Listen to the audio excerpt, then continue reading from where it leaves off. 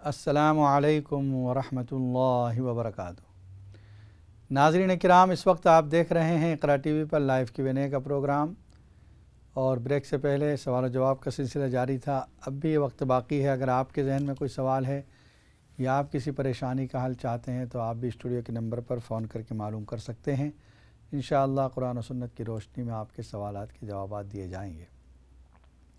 سورہ حامیم سجدہ کے بارے میں جو گفتگو چل رہی تھی، استقامت کے بارے میں لفظ آیا، ان الذین قالوا ربنا اللہ ثم استقاموا تتنزل علیہم الملائکۃ الا تخافوا ولا تحزنوا وابشروا بالجنۃ التی کنتم توعدون۔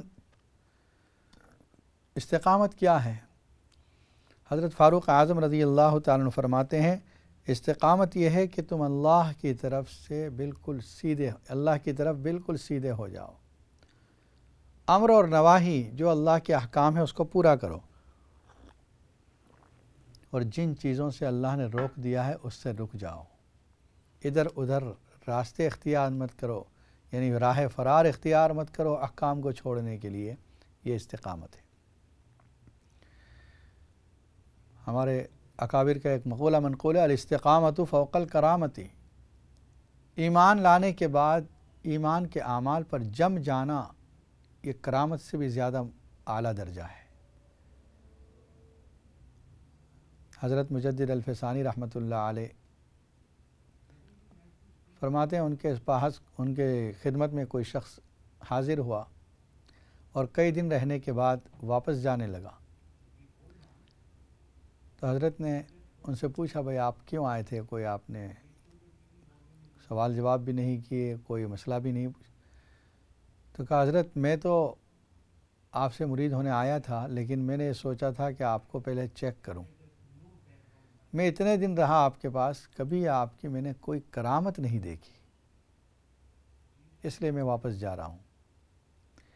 حضرت نے فرمایا، مجھے ایک بات بتاؤ، تم اتنے دن یہاں ٹھہرے، کیا تم نے میری لائف میں، میری زندگی میں کوئی ایسا عمل دیکھا جو سنت کے خلاف ہو؟ وہ سوچ میں پڑ گیا کہ اس پہلو سے اور اس اینگل سے تو حضرت کو دیکھا ہی نہیں اس نے۔ کچھ دیر سوچ کے اس نے کہا کہ حضرت ایسا تو کوئی عمل آپ کی زندگی میں نے نہیں پایا جو سنت کے خلاف ہو۔ فرمایا، تم اس سے بڑھ کر کیا کرامت چاہتے ہو؟ 1000 سال کے بعد ایک انسان نبی اکرم صلی اللہ علیہ وسلم کی سنتوں کا اتنا پابند ہے کہ اس کی زندگی میں کوئی ایک عمل بھی ایسا نہیں ملا جو سنت کے خلاف ہو، یہ کرامت سے بڑھ کر ہے۔ ایک کالر لائن پر موجود ہے۔ السلام علیکم ورحمۃ اللہ وبرکاتہ۔ السلام علیکم جی۔ وعلیکم السلام جی۔ بس آپ سے پوچھنا تھا یہ وراثت کے بارے میں کچھ۔ جی فرمائیے۔ یہ پوچھنا تھا کہ جب باپ کا جو مال ہوتا ہے وہ تو وراثت میں آتا ہے بچوں کے لیے، لیکن جو ماں کا ہوتا ہے، مطلب جیسے ماں کو اپنے والد سے ملا ہے، اس میں پھر وہ بھی وراثت ہو جاتا ہے، اس برابر کے شریک ہوتے ہیں، یا جس بچے کو زیادہ دینا چاہتی ہیں ماں یا نہیں دینا چاہتی، تو یہ جائز ہے کہ نہیں ہے جائز؟ تو وہ زیادہ دینا چاہتی ہے وہ دے دیتی ہے یا لکھ کر جاتی ہیں؟ جی لکھ کر جاتی ہیں کہ زیادہ دیا جائے، یا دے دیتی ہیں؟ نہیں، جب دے دیتی ہیں۔ ٹھیک ہے، بتاتے ہیں انشاءاللہ۔ اور ایک اور سوال بھی ہے مفتی صاحب۔ جی جی، اگر ماں اپنی بیٹی کو مطلب فرض کرے دے دیتی ہے نا، اور بعد میں پھر اس گھر میں جیسے 5 کنال کا گھر ہے، ایک کنال اپنی بیوہ بیٹی کو دے دیا، انہوں نے ماں تھی، پھر جب ماں کے بعد اب وہ تقسیم ہونے جا رہا ہوتا ہے تو پھر اس میں وہ بیٹی کا حصہ آئے گا کہ نہیں؟ اس نے اپنا لے لیا، کیونکہ وہ تو گفٹ انہوں نے دے دیا تھا ویسے، کیونکہ وہ مجبور تھی، ان کو ضرورت تھی۔ ٹھیک ہے، انشاءاللہ بتاتے شکریہ۔ ہیں۔ اور ایک کالر لائن میں موجود ہے۔ السلام علیکم ورحمۃ اللہ وبرکاتہ۔ وعلیکم السلام ورحمۃ اللہ وبرکاتہ۔ جی فرمائیے۔ I wanted to ask about making sure about the missed rakat, joining into a congregation. What's the procedure for the missed rakats that you have to follow after the imam does the salam? How many rakat you missed? That's Like that one is rakat. the point of the question. So, for example, you say you missed the first rakat. جی جی، انشاءاللہ I will explain. Alaikum salam. It's Assalam. regarding whether you pray the Ji. after the Surah Fatiha, you pray the Yes, Surah, inshallah. etc. Assalamu alaikum. Jazakallah. Alaikum salam. اور ایک collar line پر موجود ہے. السلام علیکم ورحمۃ اللہ وبرکاتہ. وعلیکم السلام مفتی صاحب، خیریت سے؟ الحمدللہ. آپ کیسے ہیں؟ آپ کی دعا الحمدللہ. میرے لیے بھی دعا کرنا. انشاءاللہ اللہ تعالیٰ آپ میں کو بھی صحت کاملہ، ڈیزیبل ہوں تھوڑا، اللہ تعالیٰ آپ کو شفا آپ سے کاملہ بھی عاجلہ معذور ہے. عطا. جی فرمائیے.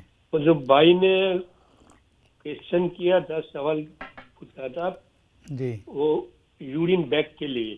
ہاں، پیشاب کی بیگ لگی ہوئی ہے. ہاں تو بھائی ابھی وہ کیتھیٹر کہاں یوز کرتے ہیں وہ مجھے پتہ نہیں ہے، لیکن جو کیتھیٹر یوز کرتے ہیں ٹمی میں، اس کو بیگ کی ضرورت نہیں ہے، بیگ مت رکھو. اچھا. پائپ کے نیچے ایک ٹیوب کے نیچے وہ آتا ہے، جتنا ہمارا نل ہاں ٹیپ کیسا ہے وہ اسٹریٹ آتا ہے کلوز اور اوپن کرنے کے لیے. اچھا. ٹمی میں بلیڈر میں جب فل ہو جائے تو باتھ روم میں جا کے خود اس کو خالی کر دے. اچھا. پھر 1 گھنٹے 2 گھنٹے تک انشاءاللہ کوئی بھی آپ کو لگانے کی ضرورت نہیں پڑے ضرورت گی. نہیں ہے، ماشاءاللہ. اور ایک قطرہ بھی آپ کا نیچے نہیں گرے گا. یہ تو اچھا طریقہ بتایا آپ نے، یہ بہت اچھا طریقہ آسان بھی ہے. میں 5 سال سے یوز کرتا ہوں. چلو انشاءاللہ وہ بھائی ہمارا پروگرام دیکھ رہے ہیں، آپ کے اس ادارے کو، آپ کی اس رائے کو انشاءاللہ وہ قبول کریں گے. ٹمی میں جو کیتھیٹر لگاتے ہیں تو ٹیوب کے نیچے اوپن اور بند کرنے کا ایک وہ دیتے ہیں، وہ لوگ آپ کو دیں گے اس کو. وال کی طرح ہوتا ہے، وہ نل کی طرح. وال کی طرف ہوتا ہے دس سے. تو آپ کو جب پانی زیادہ پیا ہو تو جب یورین پاس کا پرابلم ہو جائے گا تو آپ کو پتہ چل جائے گا. تو آپ باتھ روم میں جا کے خود ہی آپ اس کو ایمپٹی کر لو. اچھا، آن آف کر سکتے ہیں اس کو. آن آف کر سکتے ہو، بالکل. میں وہی یوز کرتا ہوں. ٹھیک ہے. اور وہ انڈر ویٹ میں ڈالتا ہوں، اور یہ اپنا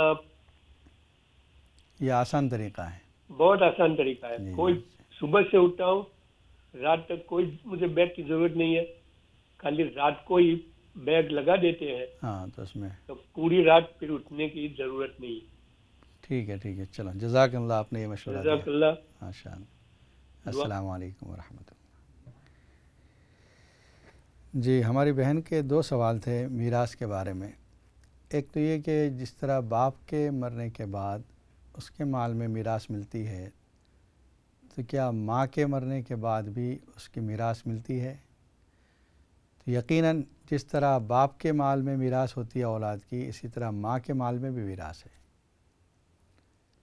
اب یہ بات اور ہے کہ آپ الگ الگ سیناریو پیش کریں گی، مطلب یہ کہ اولاد کتنی ہے، ماں کا انتقال ہوا ہے تو اس کی والدہ یعنی اس کی ماں، آپ کی نانی زندہ ہے یا نہیں، اس کے بعد بھائی بہن، یہ سب سیناریو الگ الگ ہو سکتے ہیں، لیکن وارث بنیں گے. جس طرح باپ کے مال میں میراث جاری ہوتی ہے، ماں کے مال میں بھی میراث جاری ہوتی ہے. حتیٰ کہ اگر ماں کا انتقال ہوا اور آپ والد صاحب زندہ ہیں آپ کے، تو شوہر بھی اس میں وارث بنتا ہے. یعنی بیوی کے مال میں شوہر بھی وارث بنتا ہے، جس طرح شوہر کے مال میں بیوی وارث بنتی ہے. دوسرا جو آپ نے یہ مسئلہ بتایا، سوال کیا ہے کہ اگر کسی کو آپ نے یعنی والدہ نے ایک بیٹی کو دے دیا تھا اور باقیوں کو نہیں دیا تھا، اب وہ تقسیم میراث کے وقت اس کو میراث میں الگ سے حصہ ملے گا یا وہی گفٹ والا کیا ہوا حصہ کافی ہے؟ دیکھیے، اگر وہ واقعی ضرورت مند تھی، اس ضرورت کی وجہ سے والدہ نے اس کو دیا تھا زندگی میں، تو وہ گفٹ تھا. اب اگر بعد میں میراث تقسیم ہو رہی ہے تو اس کو حصہ میراث الگ سے ملنا چاہیے. وہ جو دیا تھا، جس طرح اس کی مثال یوں سمجھ لیں کہ زندگی میں والدہ نے ایک بیٹی کی شادی کر دی، اس وقت اس کو کوئی زیور دے دیا تھا، لیکن اب انتقال ہوا تو جو وہ زیور جو پہلی بیٹی کو دے دیا ہے واپس نہیں لیا جائے گا، بلکہ جو باقی بچا ہے اس میں وارث ہوگی، تو اس کو بھی میراث ملے گی. ایک اور کالر لائن پر موجود ہے. السلام علیکم ورحمۃ اللہ وبرکاتہ. جی السلام علیکم. وعلیکم السلام. جی فرمائیے. ٹی وی کی آواز بند کر دیں آپ. My question to you is that quite a few times I've seen a dead person in my dream. Yeah, a dream. And he's asking me if I'm all right and my kids are okay. I want to know what's the meaning. Dream meaning only on Wednesday. Okay. جو خواب کی تعبیر ہے وہ صرف بدھ کے دن ہوتی ہے. وینسڈے کو آپ فون کریں انشاءاللہ بتائیں گے. ہمارے بھائی کا ایک بہترین سوال تھا، چھوٹی ہوئی رکعت جو مسڈ رکعت ہوتی ہے امام سے، اس کو کیسے ادا کریں؟ دیکھیے اس کی مثال سمجھیں. عشاء کی نماز میں آپ گئے اور ایک رکعت چھوٹ گئی آپ کی. جب آپ پہنچے ہیں امام صاحب دوسری رکعت میں تلاوت کر رہے ہیں، آپ اللہ اکبر کہہ کے امام کے ساتھ شامل تو ہو جائیں گے. آپ کی وہ جو پہلی رکعت چھوٹی ہے، امام کے سلام پھیرنے کے بعد آپ کھڑے ہو کر اس کو ادا کریں گے. تو پہلے تو یہ مسئلہ ہے کہ امام جب سلام پھیرے تو آپ سلام نہ پھیریں، اس لیے کہ آپ کی ایک رکعت باقی ہے. یو ڈیڈنٹ فنش یور صلاح، ون رکعت از مسڈ. تو آپ ادا کرنے کے لیے کھڑے ہو جائیں گے.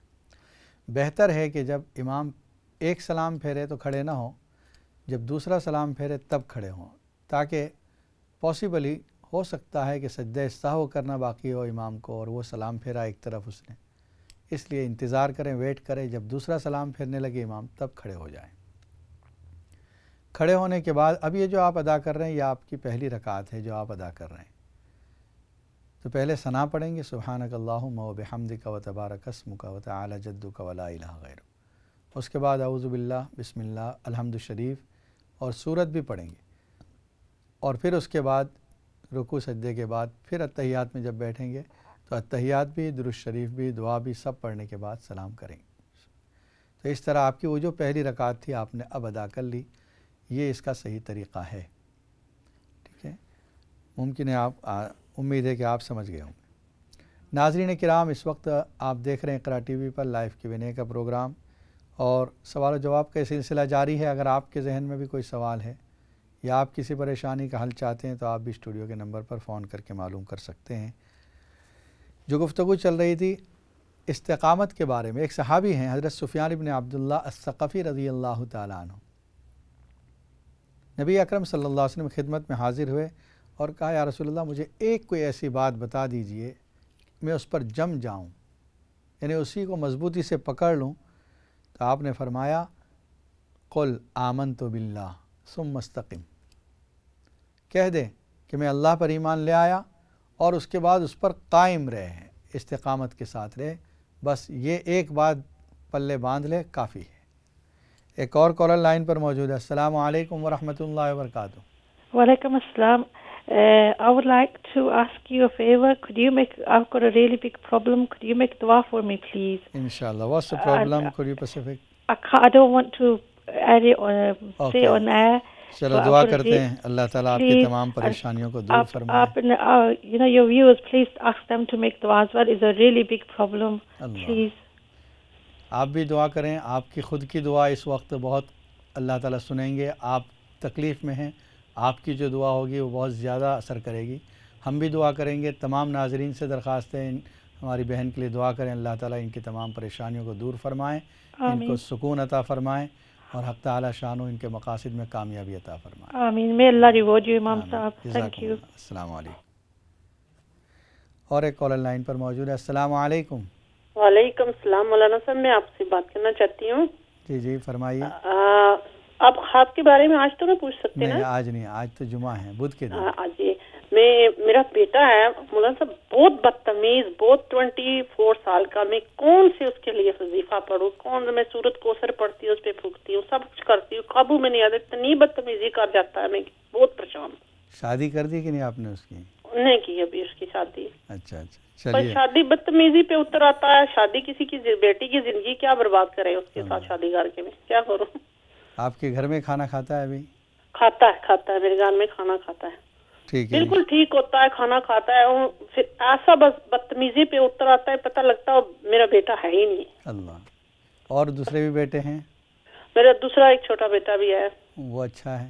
وہ ماشاءاللہ وہ نماز پڑھتا اچھا، بہت بہت اچھا. اس کی میں تعریف نہیں کرتی، نظر لگ جاتی ہے میری خود کی.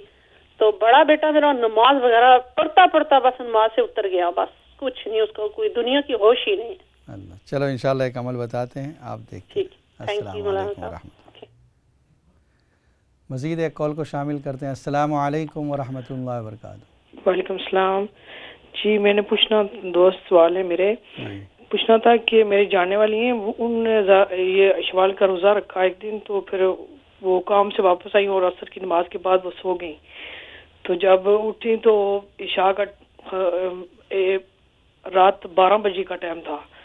تو انہوں نے روزہ نہیں کھولا. تو پھر اس کا ثواب ملے گا یا ہوگا روزہ یا؟ ٹھیک ہے انشاءاللہ بتاتے ہیں. جی دوسرا یہ ہے کہ میرے جو ہسبینڈ ہے نا وہ فوت ہو چکے ہیں اور 2 سال ہو گئے ان کو.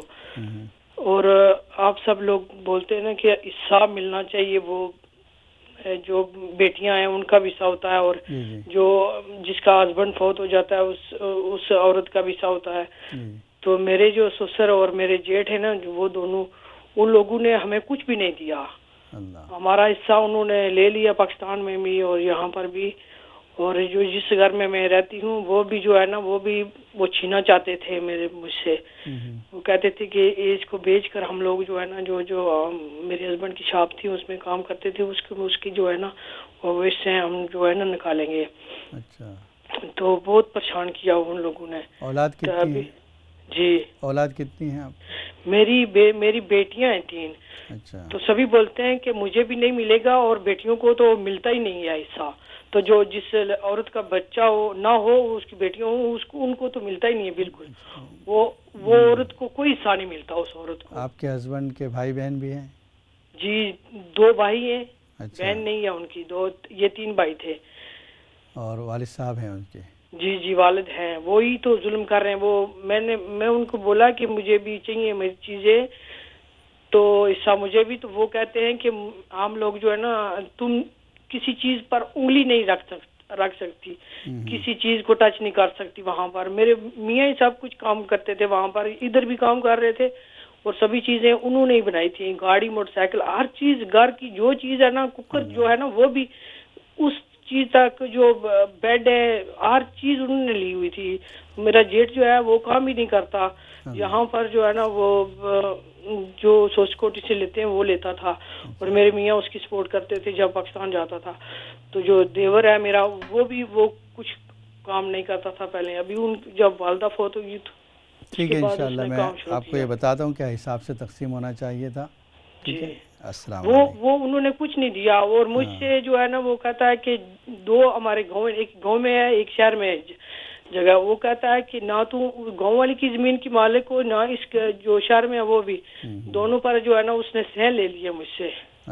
وہ پتہ نہیں کیا کر رہا. اور میرے میاں کی گاڑی جو تھی وہ بھی 5-6 لاکھ کی ہے پاکستان کی, اس پر بھی اس کو بھی جو ہے نا اس نے اپنے نام کروا لیا ہے. اور موٹر سائیکل ہیں وہ سبھی اس نے قبضے میں کر لیا ہر چیز.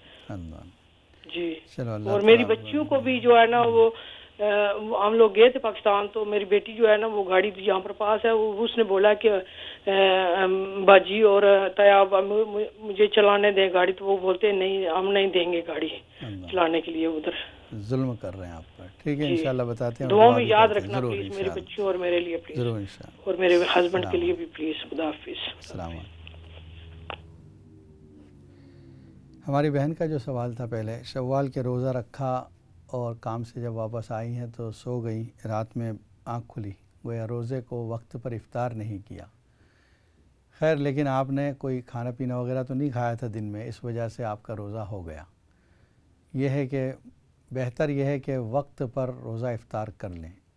اگر آپ جاگ رہی ہوتی تو یقیناً افطار کر لیتی, اور سونے کی وجہ سے اگر اس طرح کوئی غلطی ہو جاتی ہے تو اس کا کوئی گناہ نہیں ہے, آپ کا روزہ کاؤنٹ ہو گیا ہے. وہ دوسرا ہماری بہن نے جو ابھی یہ بیان کیا ہے, یہ ظلم ہے کہ شوہر کے بھائی اور اس کے باپ نے شوہر کے مال میں سے ان کو کچھ نہیں دیا.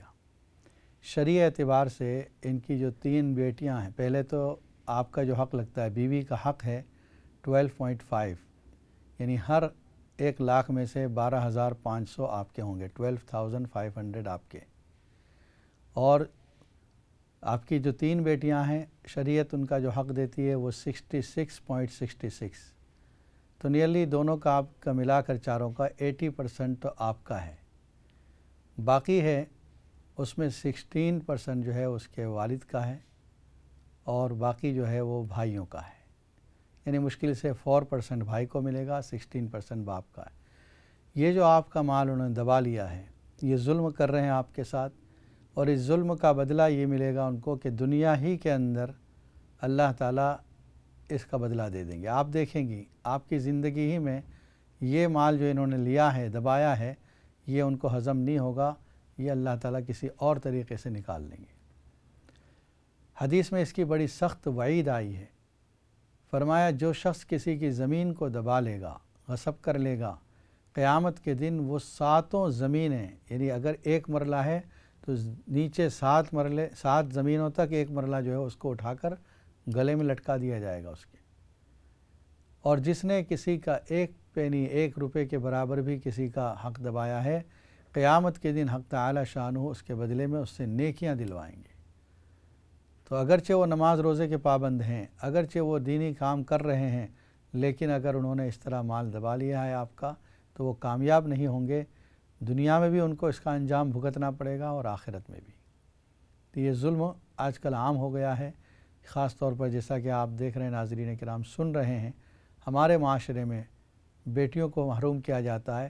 شریعت نے بیٹیوں کا حق رکھا ہے، یہ کہنا غلط ہے کہ اگر بیٹا نہ ہو تو وارث نہیں ہوتا، نہیں، یہ بات ہے کہ اگر بیٹا نہیں ہے، صرف بیٹیاں ہیں، تو اس صورت میں بھائی بہن کو بھی حصہ ملتا ہے، بس یہ ایک فرق ہے، بھائی بہن کو حصہ ملتا ہے، اور اگر بیٹا ہے تو بھائی بہن کو حصہ نہیں ملتا، مرحوم کے بھائی بہن کو حصہ نہیں ملے گا اگر ایک بھی بیٹا ہے چاہے چھوٹا ہو۔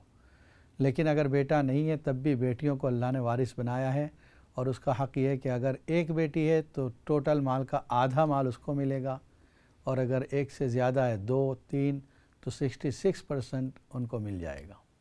حق تعالی شانہ آپ کے ہسبینڈ کی مغفرت فرمائیں، ان کے درجات کو بلند فرمائیں، اور جو آپ کے ساتھ ظلم کا معاملہ ہوا ہے اللہ تعالیٰ ان ظالموں کو ہدایت عطا فرمائے۔ اللہم صلی علی سیدنا محمد وعلی آل سیدنا محمد وبارک وسلم۔ اللہم لک الحمد کلہ ولک الشکر کلہ علانیتہ وسرہ، اللہم لک الحمد حمدا دائما مع دوامک ولک الحمد حمدا خالدا مع خلودک۔ اے اللہ ہمارے گناہوں کو معاف فرما، خطاؤں سے درگزر فرما، ہر شر سے، مصیبت سے، حادثات سے ہماری حفاظت فرما۔ اے اللہ جن لوگوں نے دعاؤں کے لیے کہا ہے، لکھا ہے یا ہم سے توقع کر رہے ہیں، ان کے جائز مقاصد میں کامیابی عطا فرما۔ اے اللہ نبی اکرم صلی اللہ علیہ وسلم جتنی خیر کی دعائیں مانگی ہمارے لیے مقدر فرما، جتنے شرور سے پناہ چاہیے ہماری اس سے حفاظت فرما۔ اے اللہ ہمیں اپنے محبوب صلی اللہ علیہ وسلم کے نقش قدم پر چلنے کی توفیق عطا فرما۔ اے اللہ جن لوگوں نے جو پریشان حال ہیں، اے اللہ ان کی پریشانیوں کو دور فرما۔ اے اللہ جو کسی معاملے میں کسی پریشانی کا شکار ہیں، اے اللہ کسی طاقت کے، کسی حکومت کے، کسی ظلم کے شکار ہیں، اللہ ان کی حمایت فرما، اور ظالموں کو ہدایت عطا فرما۔ اے اللہ قرآن مجید سے ہم سب کو محبت نصیب فرما، قرآن مجید کو پڑھنے، سمجھنے اور اس پر عمل کی توفیق عطا فرما۔ اے اللہ ہمارے تمام جائز مقاصد میں، مرادوں میں کامیابی عطا فرما، ہماری دعاؤں کو محض اپنے فضل و کرم سے اور نبی صلی اللہ علیہ وسلم کے صدقے میں قبول فرما۔ سبحان ربک رب العزت عما یصفون وسلام علی المرسلین والحمد للہ رب۔ ہماری بہن نے جو اپنے بیٹے کے لیے پوچھا تھا، اہدنا الصراط المستقیم 11 مرتبہ پڑھ کر کھانے پر دم کرتی رہیں، انشاءاللہ اللہ تعالیٰ اس کو نیک صالح بنا دے گا۔ السلام علیکم ورحمۃ اللہ وبرکاتہ۔